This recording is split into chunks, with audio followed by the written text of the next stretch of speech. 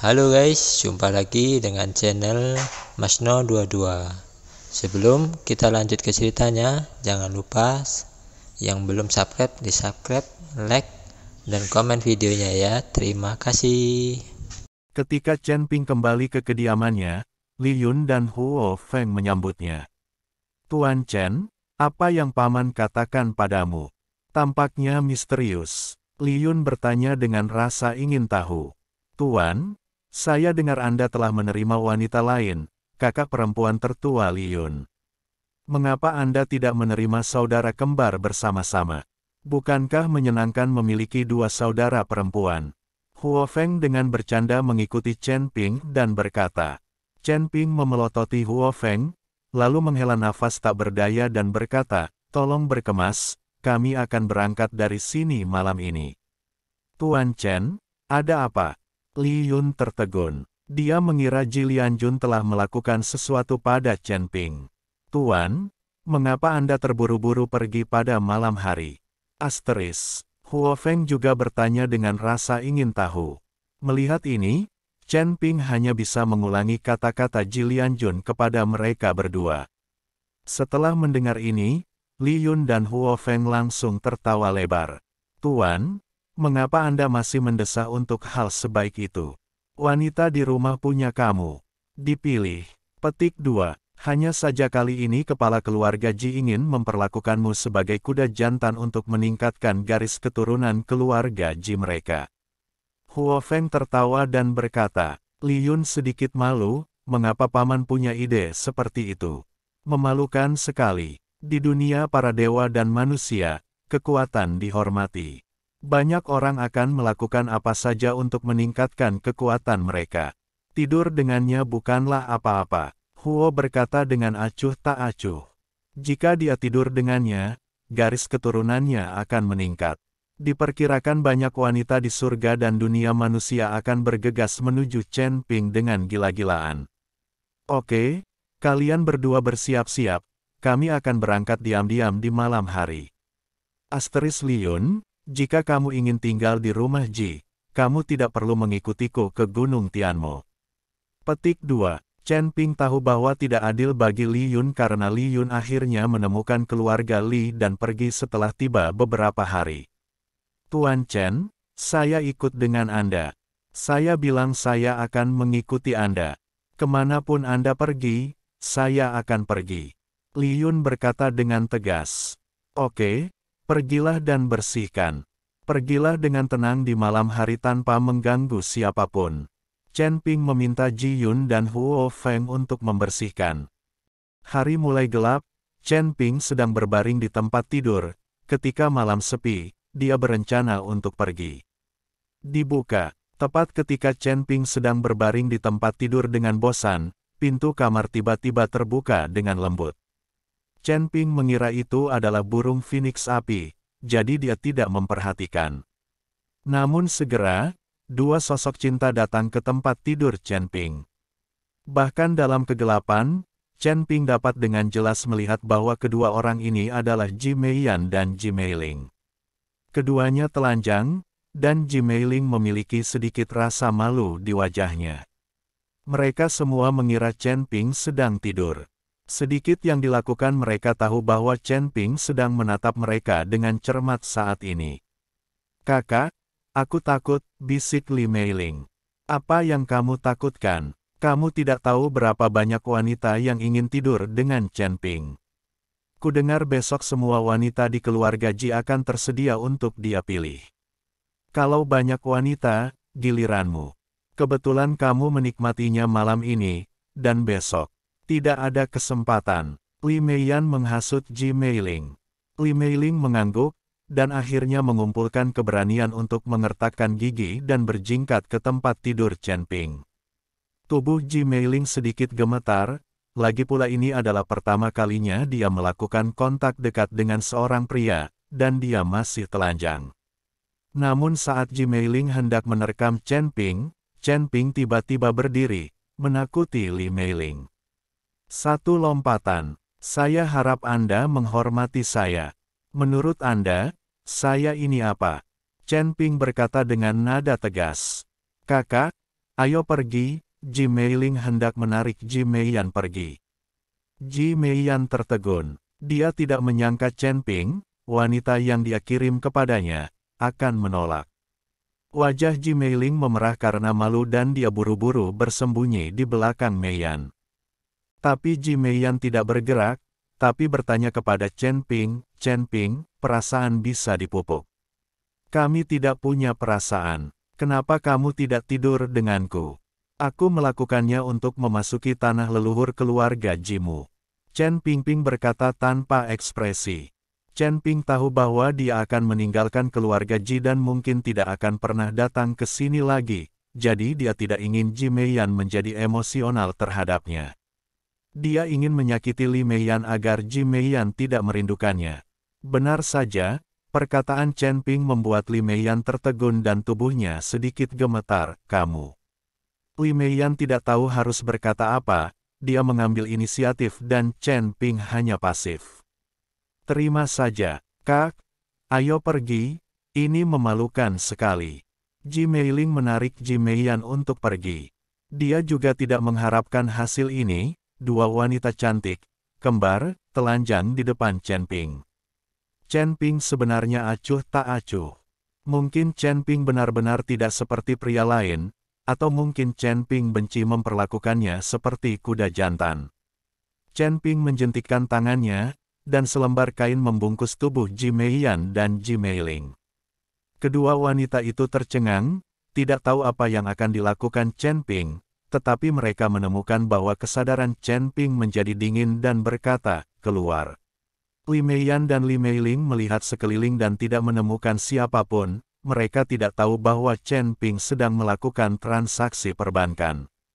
Siapa yang berbicara? Mengikuti fluktuasi dalam kehampaan, seorang lelaki tua segera muncul dari udara di dalam ruangan. Dan lelaki tua ini tidak lain adalah Taizu dari keluarga Ji. Melihat ini, Ji Meiji dan geng Meiling buru-buru berlutut untuk beribadah, dengan keraguan yang mendalam di mata mereka. Mereka semua mengatakan bahwa nenek moyang mereka tidak akan pernah meninggalkan tanah leluhur mereka, tetapi sekarang mereka muncul di sini. "Kalian berdua keluar dulu, ada yang ingin saya katakan kepada pemuda itu." Taizu melambaikan tangannya, Ji Meiyan dan Ji Meiling mundur dengan patuh. Setelah mereka berdua keluar, Taizu berkata kepada Chen Ping, "Bagaimana kamu bisa tetap acuh tak acuh pada dua wanita cantik di depanmu? Memang benar saya laki-laki, tapi saya bukanlah alat bagi keluarga Ji Anda untuk meningkatkan garis keturunan mereka." Ekspresi Chen Ping agak tidak menyenangkan. "Hahaha, aku punya kepribadian, tapi aku bisa menukarnya denganmu, asal kamu mengikuti mereka malam ini. Setelah tidur bersama, aku bisa mengajarimu rahasia seumur hidupku. Bagaimanapun, kamu adalah setengah anggota keluarga." Petik 2. Kata Taizu. Ketika Chen Ping mendengar ini, dia langsung tertarik dan bertanya, "Apa keahlian rahasiamu? Saya bisa menunjukkannya kepada Anda. Jika Anda tertarik, maka kita bisa melakukan pertukaran." Kata Taizu, dan tiba-tiba mengulurkan jari, dan ada aura aneh tingkat pertama mengalir di jari itu. Kemudian Taizu menggeseknya, sebuah meja langsung hancur. Tidak ada yang istimewa menghancurkan meja dengan nafasmu. Apalagi jarimu, bahkan jika Chen Ping menggoyangkan tubuhnya sekarang, dia bisa mengubah perabotan di ruangan itu menjadi bubuk. Chen Ping tidak mengerti, keluarga Ji ini apa keunikan Taizu keahlian. "Itu dia," kata Chen Ping dengan ekspresi jijik di wajahnya. Taizu tersenyum tipis, "Perhatikan baik-baik." Chen Ping tidak mengerti apa yang diminta Taizu untuk dilihatnya, jadi dia bertanya, "Apa yang kamu ingin aku lihat?" "Tentu saja lihat meja yang hancur," kata Taizu. Chen Ping melihat ke arah meja yang hancur, dan terkejut menemukan bahwa pecahan meja itu tetap ada pada saat pecah, dan tidak hancur, seolah-olah tiba-tiba membeku. Mata Chen Ping melebar, dan seluruh tubuhnya hancur, seperti disambar petir, dengan ekspresi tidak percaya di wajahnya. Tapi kemudian, sesuatu yang lebih luar biasa terjadi. Meja yang semula tampak seperti hancur berkeping-keping ternyata menyatu kembali, dan kemudian muncul kembali sepenuhnya di posisi semula. Chen Ping buru-buru mengusap matanya, tidak percaya dengan apa yang dilihatnya. "Apakah kamu melihat dengan jelas?" kata Taizu sambil tersenyum tipis. "Apa yang kamu lihat? Sepertinya kamu tidak melakukan apa-apa. Apakah kamu hanya menggunakan ilusi padaku?" Chen Ping menemukan bahwa tidak ada apapun di ruangan itu yang berubah, bahkan meja yang baru saja hancur. Sekarang dalam kondisi sempurna, tampaknya jari Taizu keluarga Ji tidak merusak apapun, melainkan menggunakan ilusi. Chen Ping tercengang. "Ilusi?" Taizu mendengus dingin, "Karena kamu tidak bisa mengerti, aku tidak akan memaksamu. Mungkin kamu tidak cocok dengan keahlian unikku." Setelah Taizu selesai berbicara, dia benar-benar berjalan ke arahku. Chen Ping mengerutkan kening, dia sendiri memiliki asal-muasal ilusi, dan ilusi itu bahkan lebih tidak terduga. Jika Taizu dari keluarga Ji ini sedang melakukan ilusi di depan mereka, jadi dia seharusnya tidak mengetahuinya. Tapi barusan dia jelas tidak merasakan adanya ilusi, apa yang dilihatnya adalah nyata. Namun mengapa meja yang tadinya pecah itu menjadi utuh kembali? Tepat ketika Taizu dari keluarga Ji hendak keluar ruangan, mata Chen Ping tiba-tiba berbinar dan dia berkata dengan keras, saya tahu, apakah ini mantra waktu? Yang kamu gunakan bukanlah ilusi, tapi sihir waktu. Kamu bisa menghentikan waktu atau bahkan membalikkannya. Sehingga meja yang rusak akan menjadi utuh kembali. Mendengar perkataan Chen Ping, Taizu dari keluarga Ji tersenyum tipis, anak laki-laki bisa diajari. Apakah menurutmu kita berdua bisa ditukar? Oke. Chen Ping mengangguk putus asa. Tidak ada yang emosional dalam hal ini, apalagi membiarkannya tidur dengan dua saudara perempuan Ji Meiyan dan Ji Meiling. Bahkan jika dia tidur dengan semua gadis tertua di keluarga Ji, Chen Ping tidak akan keberatan. Ini adalah mantra waktu. Jika dia dapat mempelajarinya, bukankah mungkin memutar balik waktu dan menghidupkan kembali orang mati? Tanda tanya, ini hanyalah sebuah keajaiban. Chen Ping akan bahagia bahkan jika dia menjadi seekor kuda jantan selama beberapa hari. Taizu dari keluarga Ji tersenyum, lalu membuka pintu dan keluar. Li Meiyan dan Li Meiling masih dikelilingi selimut, menunggu di luar. Kalian berdua masuk dan remas dia dengan seluruh kekuatan kalian. Ini adalah kesempatan bagi keluarga Ji kami dan kesempatan untuk kalian berdua. Saya khawatir tidak akan ada kesempatan seperti itu lagi di masa depan, dan Anda tidak akan pernah melihatnya lagi. Taizu dari keluarga Ji berkata dengan tenang. Ketika Ji Meiyan dan Ji Meiling mendengar ini, mereka diam, tapi mereka tetap masuk dengan patuh. Kali ini, Chen Ping tidak melawan sama sekali, tetapi sangat proaktif. Segera, semburan suara musim semi datang dari dalam ruangan. Entah berapa lama, Li Meiyan dan Li Meiling keluar dengan kelelahan dan ditutupi spray. Satu naga dan dua burung phoenix, keren sekali. Mereka berdua segera kembali ke kamar masing-masing. Senior, saya telah melakukan apa yang saya janjikan kepada Anda. Apakah sudah waktunya bagi Anda untuk mengajari saya keterampilan rahasia saya? Kata Chen Ping keluar. Dengan getaran di kehampaan, Taizu dari keluarga Li muncul.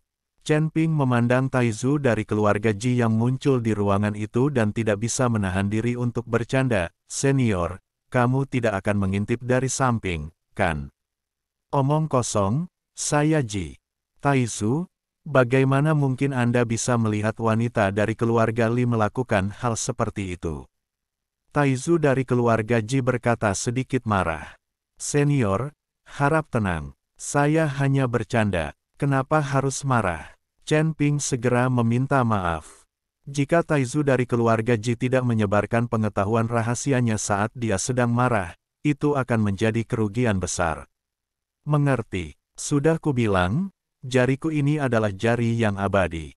Hanya setelah kamu memiliki asal-muasal waktu kamu dapat melakukan trik ini. Kamu harus tahu bahwa asal-muasal waktu dan asal mula ruang sama-sama melibatkan sihir yang nyata, jadi itu sangat sulit untuk mempelajarinya. Kesulitan, dan jari abadi ini tidak dapat mengubah kecepatan waktu sesuka hati, atau memutar balik waktu. Pada level saya saat ini, saya hanya dapat menggunakannya pada benda mati untuk memulihkannya. Jika saya ingin membangkitkan orang mati, saya sama sekali tidak dapat melakukannya. Tiba, kata Taizu dari keluarga Ji.